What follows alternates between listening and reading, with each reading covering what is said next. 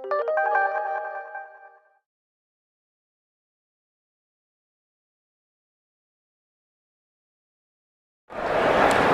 afternoon, everyone. I'm Anne-Marie Slaughter, the Dean of the Woodrow Wilson School. You are here not to hear me, but to hear from Chairman Bernanke. I have lots of wonderful things I'd like to say about Chairman Bernanke, particularly at the culmination of a day-long Woodrow Wilson School conference on public service. He is one of our poster children for public service. But I'm not going to say things about Chairman Bernanke because I'm going to leave that to Professor Blinder.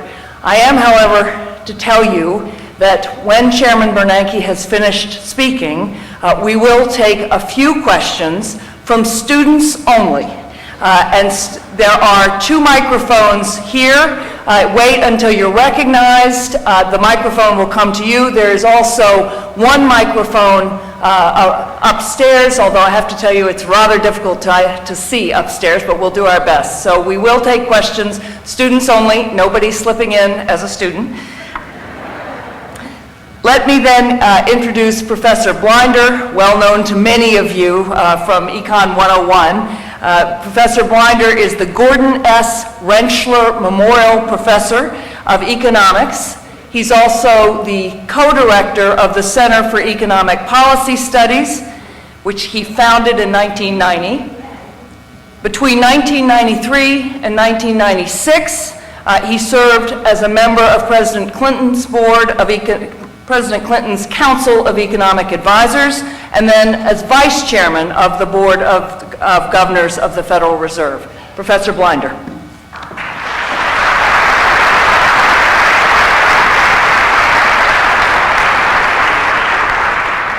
Thank you, Dean Slaughter, and welcome everyone.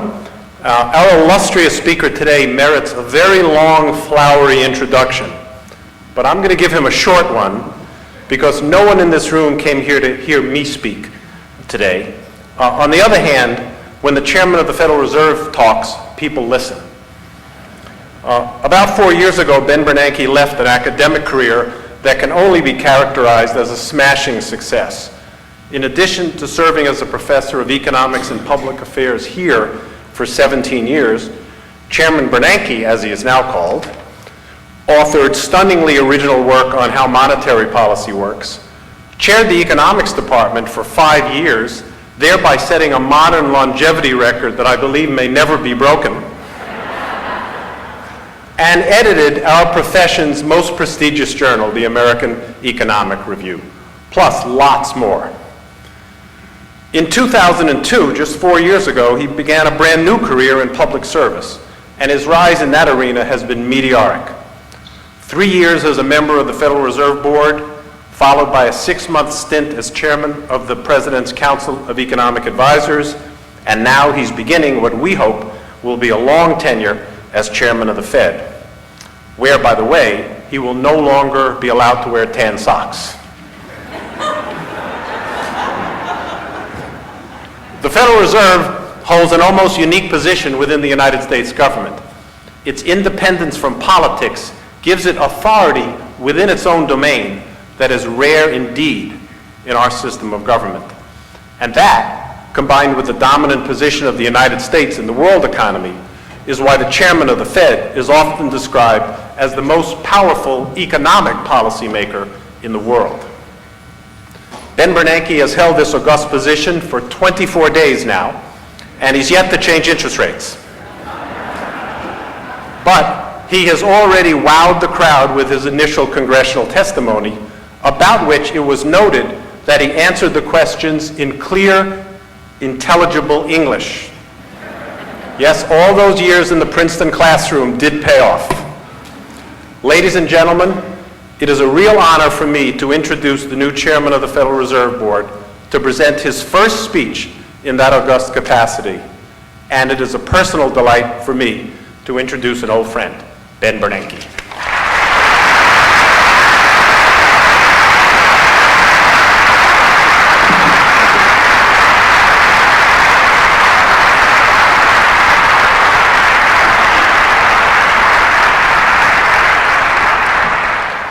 You know, when I taught Econ 101 at 9 a.m., I never got this kind of attendance.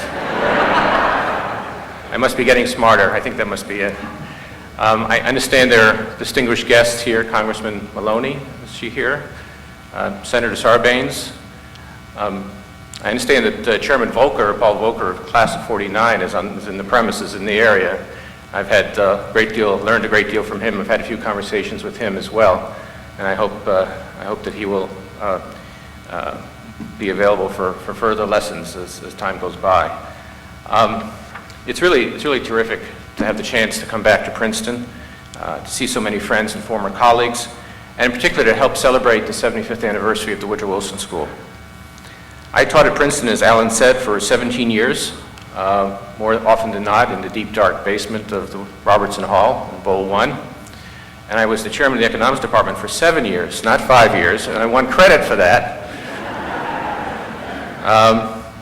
My wife Ann and I raised our 2 children here, and we still think of our home address as Exit 9. As you know, the Woodrow Wilson School is named after a renowned Princeton professor of politics and law, who, having determined from a stint as the president of the university that this institution is basically ungovernable, decided instead to try his hand at public service.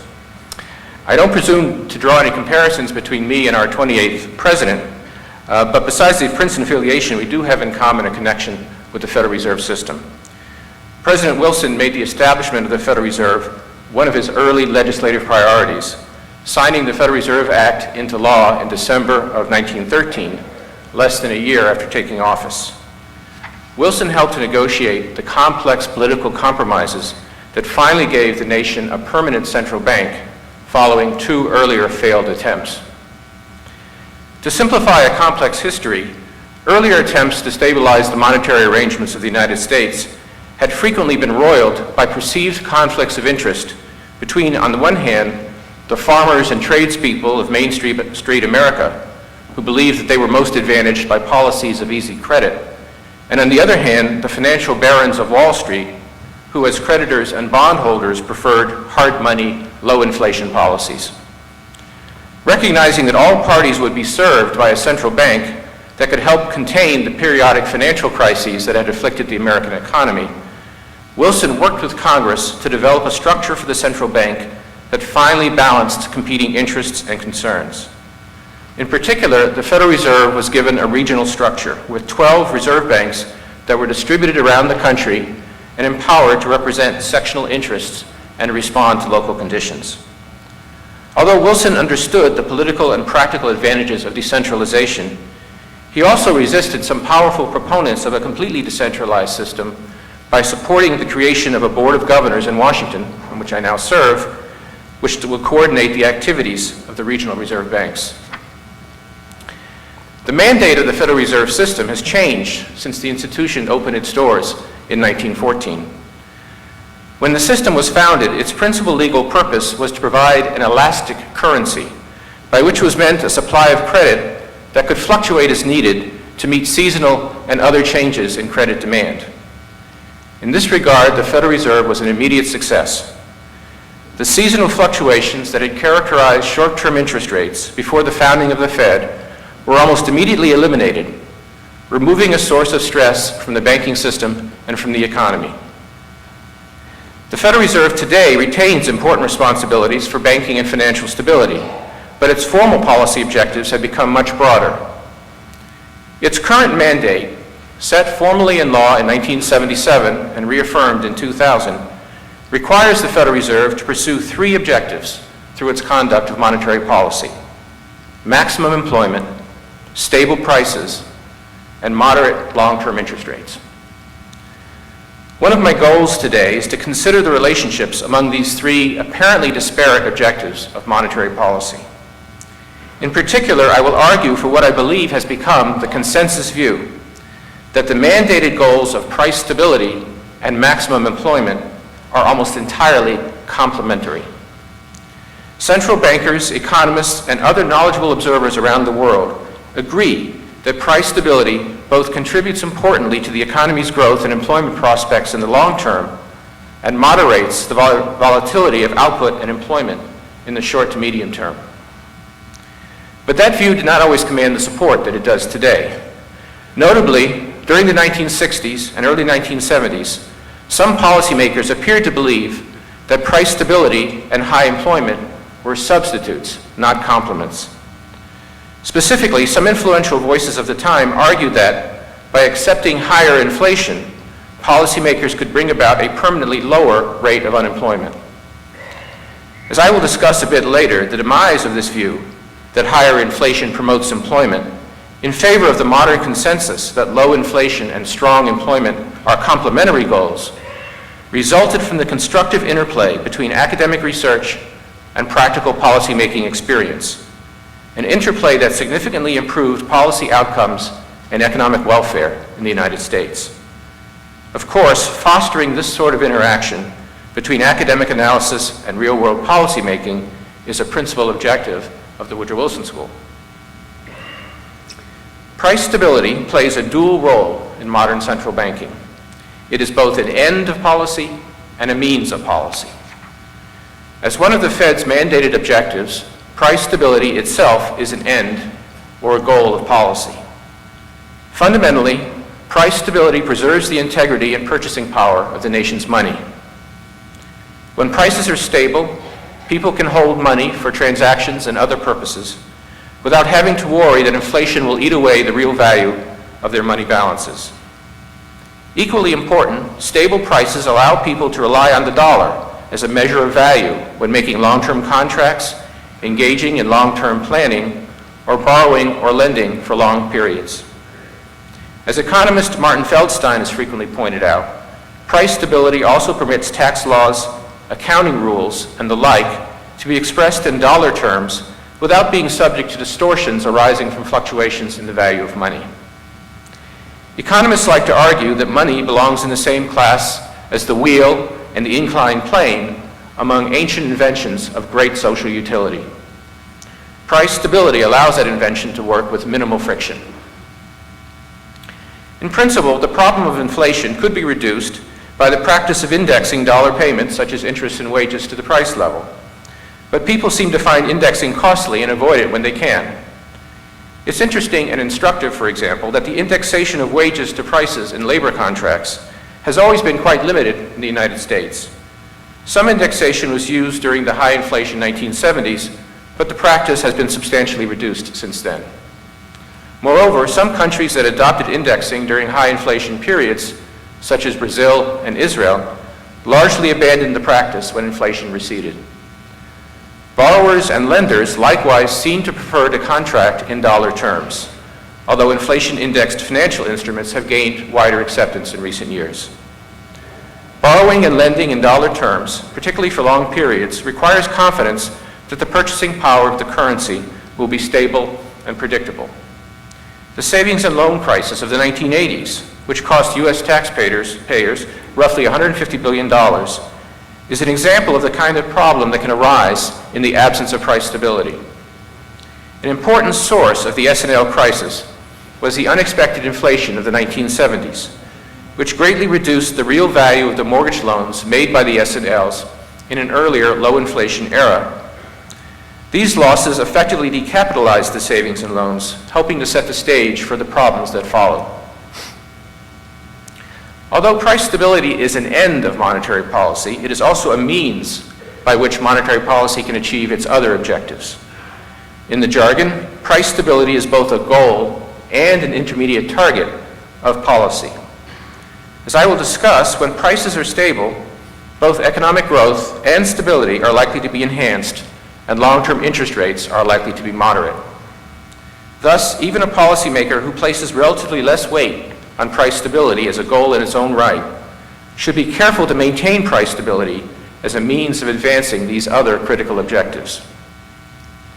Let me elaborate briefly on the relationship between price stability and the other two goals of monetary policy. First, price stability promotes efficiency and long-term growth by providing a monetary and financial environment in which economic decisions can be made and markets can operate without concern about unpredictable fluctuations in the purchasing power of money. As I've already noted, the dollar provides a reasonably secure gauge of real economic values, only when inflation is low and stable. High and variable inflation degrades the quality of the signals coming from the price system, as producers and consumers find it difficult to distinguish price changes arising from changes in product supplies and demands from changes arising from general inflation. Because prices constitute a market economy's fundamental means of conveying information, the increased noise associated with high inflation erodes the effectiveness of the market system. High inflation also complicates long-term economic planning, creating incentives for households and firms to shorten their horizons and to spend resources in managing inflation risk rather than focusing on the most productive activities. Research is not definitive about the extent to which price stability enhances economic growth. We don't have controlled experiments in macroeconomics, and inflation and growth are both endogenous variables that jointly respond to many factors. Nevertheless, I am confident that the effect is positive, and I see the international experience as at least consistent with the view that in combination with other sound policies, the maintenance of price stability has quite significant benefits for efficiency and growth. That view appears to be widely shared among policymakers, as governments around the world have made extensive efforts to bring inflation down over the past 2 decades or so, with substantial success. More recently, the evidence has mounted not only that low and stable inflation is beneficial for growth and employment in the long term, but also that it contributes importantly to greater stability of output and employment in the short to medium term.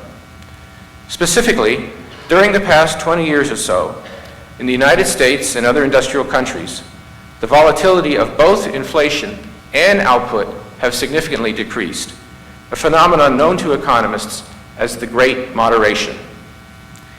This finding challenges some conventional economic views, according to which greater stability of inflation can be achieved only by allowing greater fluctuations in output and employment. The key to explaining why price stability promotes stability in both output and employment is the realization that when inflation itself is well controlled, then the public's expectations of inflation will also be low and stable. In a virtuous circle, stable inflation expectations help the central bank to keep inflation low, even as it retains substantial freedom to respond to disturbances to the broader economy. This mechanism can be illustrated by comparing the effects of the recent rise in oil prices to the effects of the oil price increases in the 1970s. 30 years ago, the public's expectations of inflation were not well anchored. With little confidence that the Fed would keep inflation low and stable, the public at that time reacted to oil price increases by anticipating that inflation would rise still further. A destabilizing wage price spiral ensued as firms and workers competed to keep up with inflation. The Fed, attempting to gain control of a deteriorating inflation situation, raised interest rates sharply. However, initially at least, these increases proved insufficient to control inflation or inflation expectations, and they added substantially to the volatility of output and employment. The episode highlights the crucial importance of keeping inflation and inflation expectations low, which can be done only through price stability. By contrast, the oil price increases of recent years appears to have had only a limited effect on core inflation, that is inflation excluding the prices of energy and food. Nor do they appear to have generated significant macroeconomic volatility. Several factors account for the better performance of the economy in this recent episode, including improvements in energy efficiency and in the overall flexibility and resiliency of the economy. But the crucial difference from the 1970s, in my view, is that today inflation expectations are low and stable, as shown, for example, by many surveys and a variety of financial indicators. Oil price increases in the past few years, unlike in the 1970s, have not fed through to any great extent into longer-term inflation expectations or into core inflation, as the public has shown confidence that any increases in inflation will be temporary and that in the long run, inflation will remain low. As a result, the Fed has not had to raise interest rates sharply, as it did in the 1970s, but instead has been able to pursue a policy that is both more gradual and predictable. Of course, the relatively benign state of inflation expectations we enjoy today did not come about automatically. The anchoring of inflation expectations in a narrow range has been the product of Fed policies that have kept actual inflation low in recent years. Clear communication of those policies and an institutional commitment to price stability. Price stability also contributes to the third component of the Fed's mandate, the objective of moderate long-term interest rates. As first pointed out by the economist Irving Fisher, unfortunately of Yale, interest rates will tend to move in tandem with changes in expected inflation, as lenders require compensation for the loss in purchasing power of their principal over the period of the loan. When inflation is expected to be low, lenders will require less compensation, and thus interest rates will tend to be low as well. In addition, because price stability and the associated macroeconomic stability reduce the risks of holding long-term bonds and other securities, price stability may also reduce the premiums that lenders charge for bearing risk, lowering the overall level of rates. I have briefly laid out the modern consensus that price stability, besides being desirable in itself, tends also to increase economic growth and stability. As I noted earlier, however, this view is quite different from the one that prevailed 40 years ago. At that time, the ascendant paradigm was that society faced a long-term trade-off between price stability and high employment. Implied in this position was a potential conflict between defenders of, quote, hard money and supporters of easy credit that echoed, at least faintly, the political conflicts that Wilson faced when he set up the Federal Reserve. The development of the modern consensus was a fascinating example of how economic science progresses through the interaction of academic research and policy experience, exactly the kind of activity that the Woodrow Wilson School was designed to promote. Thus, I thought I might briefly describe the evolution of that consensus today. The 1960s idea that greater prosperity could be achieved if only we were willing to accept higher inflation had its origins in an academic study, although the author likely did not intend that outcome. In 1958, A.W. Phillips, using British data, showed that historically inflation had tended to be high in years in which unemployment was low. Similar results were subsequently reported for the United States. Phillips did not draw strong policy conclusions from his findings, but that did not stop others from doing so. In the decade following the publication of his paper, his empirical finding was sometimes interpreted, including, for example, by members of the Kennedy and Johnson administrations, as showing that policymakers could choose permanently lower unemployment if they were also willing to accept higher permanent inflation in exchange. Scholars disagree somewhat about the extent to which policymakers of the time actively tried to take advantage of the supposed trade-off, but these ideas likely provided part of the intellectual rationale that made the authorities willing to allow inflation to rise throughout the 1960s and early 1970s. The idea of the permanent trade-off did not go unchallenged, however. In 1967, economists Milton Friedman and Edmund Phelps independently produced influential critiques of this view. Their key contribution was to observe that if inflation expectations react to changes in actual inflation in an economically reasonable way, then any trade-off between inflation and unemployment would be short-lived at best. To illustrate their argument, let us suppose that firms and workers set nominal wages once a year, but that sometime during the year, the prices of firms' output would rise unexpectedly as a result of stronger than expected demand. The combination of higher prices for their output and fixed nominal wages would raise the profitability of increasing production, and thus, assuming that more workers are available at the previously fixed wage, firms would respond to the rise in prices by adding workers. Over a short period, then, higher inflation might bring lower unemployment, consistent with the empirical results found by Phillips.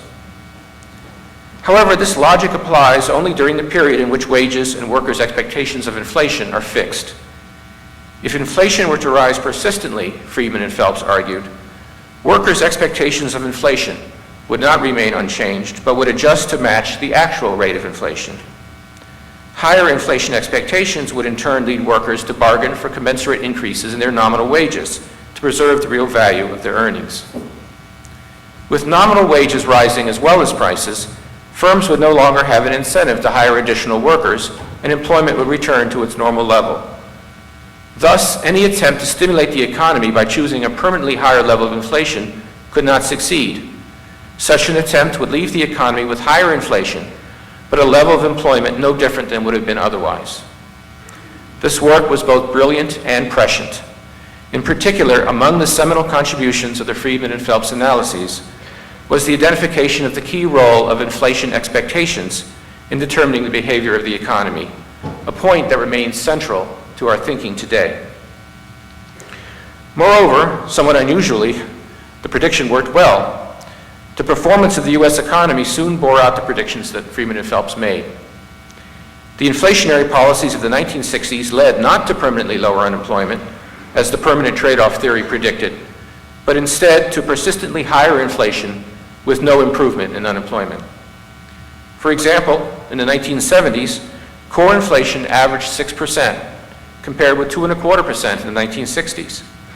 And unemployment in the 1970s averaged 6.25%, compared with 4.75% in the 1960s. The volatility of output, and especially inflation, both increased as the Fed struggled to contain inflation expectations. Other factors, including the aforementioned surge in oil prices, played a role in the deterioration of economic performance in the 1970s. Clearly, though, the theory that a long-run trade-off exists between inflation and unemployment had sprung a serious leak. Despite a growing recognition that higher inflation provides no labor market benefits, there was, until the end of the 1970s, little appetite for taking the actions necessary to reduce inflation. For one thing, economists and policymakers recognized that reversing the rise in inflation expectations that had occurred during the 1970s could take time, and that during that process, the nation could suffer ultimately transitory but still serious increases in unemployment. Furthermore, at the time, it was widely believed among economists that any stable level of inflation was as good as any other. Although the efficiency costs associated with high inflation were acknowledged, the costs were thought to be associated mostly with changes in the underlying rate of inflation, particularly unexpected changes. In addition, many economists at the time argued that the efficiency costs of inflation were not particularly large. Milton Friedman once again was in the vanguard on this issue. In his 1977 Nobel Prize address, Friedman laid out the modern argument that because it harms the efficient operations of markets, high inflation is more likely to raise unemployment than to lower it, and he used the experience of the 1970s to illustrate his point. Indeed, by the late 1970s, even economists who were not part of Friedman's monetarist circle were beginning to study and acknowledge the cost to the economy associated with high inflation. When Federal Reserve Board Chairman Paul Volcker, class of '49, embarked on his campaign to break the back of U.S. inflation in October 1979, he drew on this existing work in defending his program. In his first testimonies and speeches after becoming chairman, Volcker emphasized many of the arguments made by academics for how inflation interferes with the efficient workings of the market economy. And he drew on Friedman's monetarist approach both in his advocacy of low and stable inflation and in its prescriptions for policy implementation. In a speech just given after the Federal Open Market Committee announced its adoption of a monetarist-style policy approach in October 1979, Volcker dismissed the notion that lowering inflation meant accepting permanently higher unemployment and suggested instead that the reverse was more likely to be the case. Until this point, academic research, or at least some of it, had paved the way for improved policymaking. After 1979, however, policymakers themselves began to set the intellectual pace. Volcker's statements from this period in particular are remarkable in the extent to which they anticipate contemporary thinking about the crucial importance of low and stable inflation and inflationary expectations. He repeatedly noted, for example, how instability in inflation and expectations were, quote, jeopardizing the orderly functioning of financial and commodity markets. Unlike academics, of course, Volcker was in a position to put his views into practice. Under the Volcker-led Federal Reserve, annual core inflation fell from more than 9% in 1980 to just below 4% in 1987.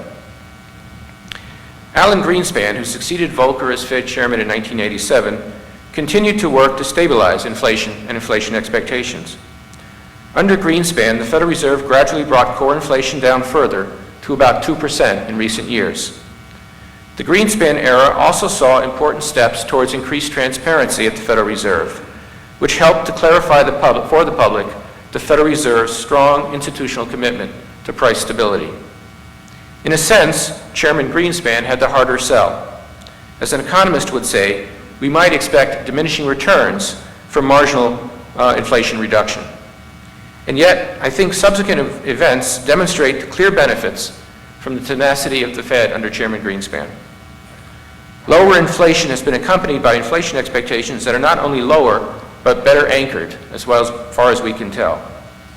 Most striking, Greenspan's tenure aligns closely with the Great Moderation, the reduction in economic volatility that I mentioned earlier, as well as with a strong revival in U.S. productivity growth, developments that had many sources, no doubt, but that were supported, in my view, by monetary stability. Like Volcker, Greenspan was ahead of academic thinking in recognizing the potential benefits of increased price stability. Indeed, in recent years, academic research on monetary policy has caught up with the policymakers, providing new support for what I have termed the modern consensus, that price stability supports both strong growth and stability in output and employment. To sum up, price stability plays a dual role in monetary policy. Stable prices are desirable in themselves, and thus are an important goal of monetary policy. But stable prices are also a prerequisite to the achievement of the Federal Reserve's other mandated objectives, high employment and moderate long-term interest rates. In particular, low and stable inflation and inflation expectations enhance both economic growth and economic stability. The complementarity of price stability with the other goals of monetary policy is now the consensus view among economists and central bankers. That consensus has not been achieved easily, however, but is the product of many years of policy experience, policy leadership, and sustained economic analysis. No doubt we will continue to learn about the economy and economic policy, even as we benefit from the insights of those who went before us. And I'm sure the Woodrow Wilson School, its faculty, and its students will continue to play an important role in that ongoing process. Thank you very much.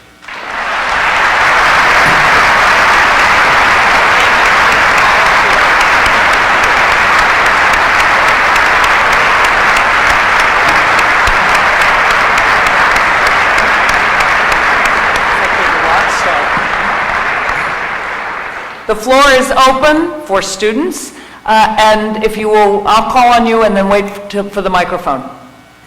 There in the front.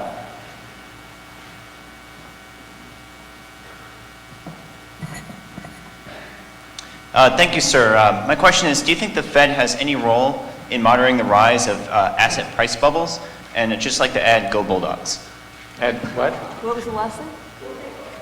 Oh. Go Bulldogs.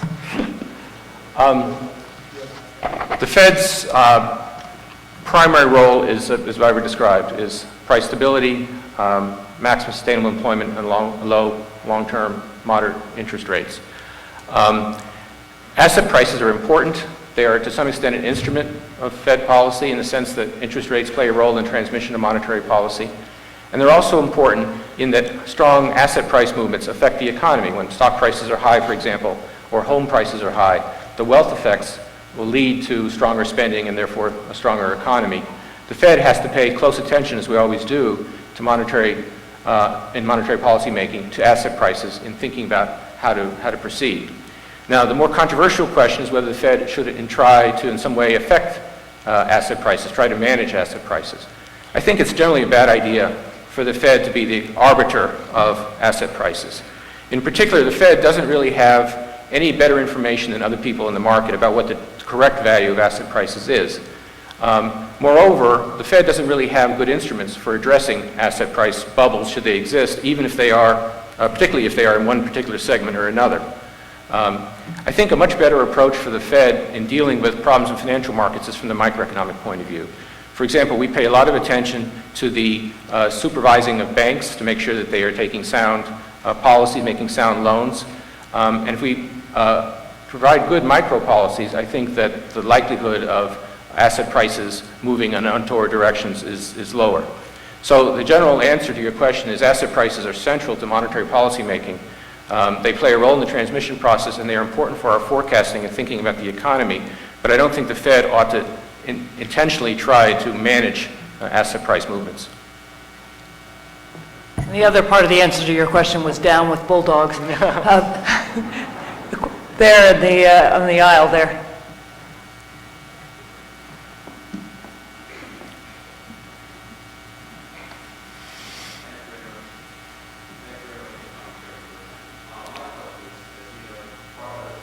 National savings rate right now is at very historically low levels. Do you see this as a problem, and if so, what can and should be done about it? Thanks. It's true the national savings rate is at low levels. I think it is a problem. I think it means that we are building less wealth for the future. There's some things that are going to happen, I hope, naturally, and some things that will happen through policy. On the policy side, over a period of time, it's important for us to bring down the budget deficit, create more savings in the public sector. That's a policy decision and policy action. That we face, of course, as you know, very important long-term challenges on the fiscal side, rising entitlements and the like. On the private side, the policy actions to improve saving are controversial. There have been some that have been tried, some that have been thought to be successful, but there's a lot of uncertainty about policy actions to increase saving. I do think that it's likely that we're going to see savings rise from the relatively very low levels that we currently see them. For example, as I expect, if home prices rise more gradually in the future than they have in recent years, people will stop letting their homes become sort of the source of their wealth creation and will turn to saving more of their current income. So I think we'll see more saving in the private sector going forward. Finally, corporations also say they're an important source of savings, and they have put away quite a bit of retained earnings in recent years, and that does contribute to national saving. One last question. Somewhere there in there. Yeah.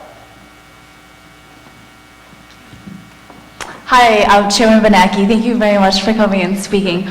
I'm studying the Chinese economic growth, and the second part of the Woodrow Wilson School is public and international affairs.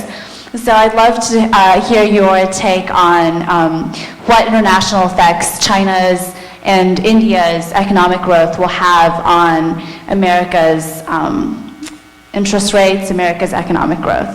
Thank you. That's a pretty broad question. Let me just focus on China for the moment. I mean, much of the same applies to India. China's growth in recent years, 8, 9, 10% a year, is clearly one of the most important phenomena in the global economy. China has emerging as one of the major economic powers in the world, and that fact is going to be with us for a long time, and we need, the United States and China need to work together to establish a good economic relationship going forward. There are going to be lots of stresses and strains. In particular, China's growth has contributed to higher oil and commodity prices, for example. We have seen stresses and strains over the trade situation, over the currency situation. My own view is that this is a very important relationship. We need to build it constructively, and that over time, I think we can do that. But in the short term, there's going to be some issues. Just to take one, for example, the currency issue. You know, there's controversy about whether China should keep the yuan at its current level or allow it to appreciate. My own view is that it's in China's interest to allow the yuan to move to a more flexible market-determined level for a number of reasons. First of all, China is unable to have an independent monetary policy unless it has flexibility in the exchange rate. And as a great economy, it's going to need monetary independence in order to manage developments domestically. Secondly, the fixed yuan is creating distortions whereby China is becoming excessively export-oriented and insufficiently oriented towards domestic production. And ultimately, China needs to produce for its own people as well as for the world market. And finally, I think that a more flexible yuan would contribute to greater global financial stability, and China as an emerging economic power is going to be, I think, increasingly aware that its interests are aligned with the world's interests in terms of maintaining stability. So that's one area where I think it's in China's interest to move towards a more flexible arrangement. There are many other issues, trade, domestic banking system in China, their investment decisions. Of course, China is investing at a very rapid rate. So moving from the state-owned enterprises to a more completely market-determined system, all these are important challenges for China, both domestically, but also they're going to pose long-term challenges for us in the United States to try to work with the Chinese to make sure that the benefits of their growth are as fully spread around the world as possible. Thank you. I think we're very soon going to make Chairman Bernanke nostalgic for the days that he was Professor Bernanke and got to ask the questions rather than being on the other end of them. He said some wonderful things about the Woodrow Wilson School. I want to close by noting the ways in which, as Professor Bernanke, he really lived up to Princeton's highest traditions as a teacher. I have heard from many Wilson School alumni in the days since he has been appointed, and one in particular noting not only that he managed to make the dismal science less dismal, but also that he was unfailingly patient with her questions after class and in office hours. And I will, I think, speak for the future Woodrow Wilson School administration and the Princeton administration to say we would welcome you back as Professor Bernanke anytime. Thank you.